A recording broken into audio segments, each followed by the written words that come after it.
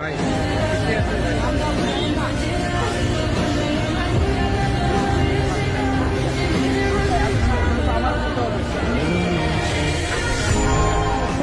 যাবো, আমাদের সাথে কেউ থাকবে না, আমরা সবাইকে হারাই ফেলবো। কিন্তু এতগুলো মানুষের জীবন চিরতরে অন্ধ পঙ্গু। কিন্তু এটা আমি অনেকবার বলছি, ঢাকা বিশ্ববিদ্যালয়ের মসজিদ থেকে নামাজ পড়ে বেরোচ্ছে। টিআরটি ওয়ার্ল্ড একটা ছেলেকে ইন্টারভিউ করবে, জুলাই আহত। তা আমাকে দেখে ওরা কথা বলতেছে, তখন ছেলেটা শুনতেছে যে আমি এসছি।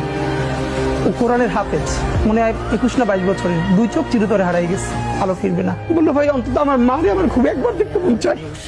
আমার মা আমার অনেক নিষেধ করছিল অন্তরণে যাইতে, আমি ফিরে আসার সময় মারে দেখি নাই। আমার একটাবার মন চায় আমার মারে দেখি। তো যারা হাজার হাজার কোটি টাকা পাচার করে বিদেশ চলে গেছে,